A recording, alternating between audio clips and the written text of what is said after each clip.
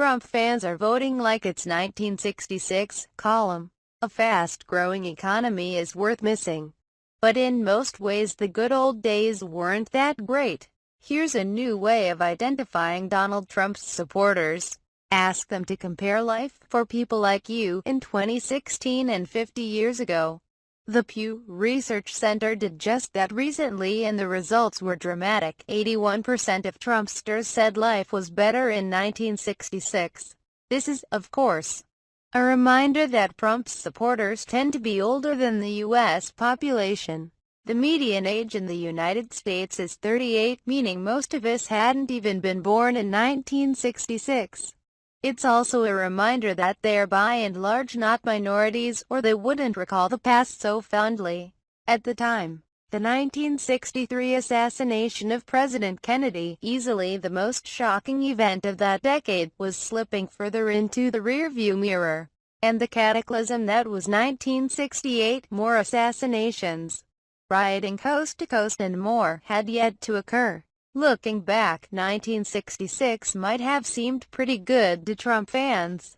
But is the nostalgia warranted? In some very important ways, they're right. Things were better in the middle of the go-go 60s. But in most ways, the answer is a resounding no. We're healthier today. Life expectancy then was 66.7 years. In 2014, it was 76.6. And death rates are down, often quite sharply, in 9 of the top 10 leading causes of death in this country. The perception that police are being gunned down left and right today simply isn't true. In 1966, 164 law enforcement officers died in the line of duty. Last year, despite population growth of more than 60% since then, the total was 130. What about terrorism? According to Political Violence and Terrorism in Modern America, a compilation of more than 3,100 incidents between 1954 and 2005, veteran terrorism researcher Christopher Hewitt lists 24 people killed on U.S. soil in 1966. The big event was a mass shooting in which former Marine Charles Whitman gunned down 46 people at the University of Texas, killing 16. But last year, 36 people were killed on American soil in assorted attacks classified as terrorism, not counting the perpetrators. See, Trump supporters say 1966 was safer. Perhaps, or perhaps it was an anomaly. 2 years earlier, 44 people died when a gunman stormed the cockpit of a passenger jet flying from Reno to San Francisco and shot both pilot and co-pilot, sending the airliner crashing into a hillside.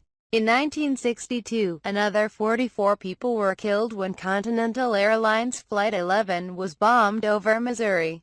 The bottom line is that half a century before Trump told us to fear terrorism, there was terrorism.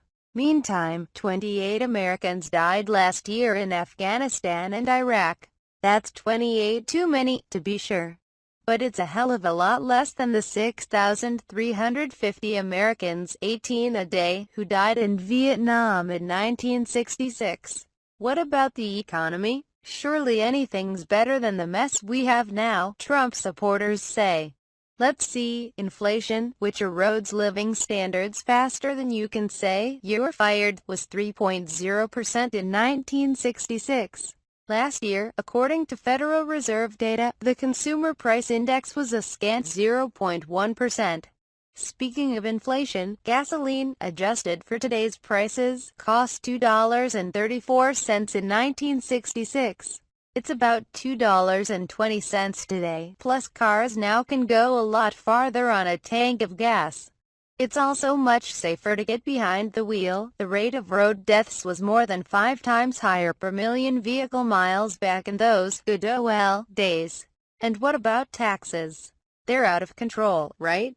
Sorry, wrong again. The median federal tax burden for a family of 4 is not that different from in 1966. We also take for granted various rights and privileges that we were barely aware of in 1966. The Supreme Court's famous Miranda v. Arizona ruling, giving us the right to remain silent if questioned by police, only happened in June of that year. We can also probe into the inner workings of our government thanks to the Freedom of Information Act, which was signed into law by President Johnson that July 4th, taking effect the following January 1st. Things like these are big deals, and we do ourselves a disservice by glossing over the progress we've made. That's true as well for the civil rights and voting rights laws that in the mid-1960s began to transform life for blacks, women and many other Americans.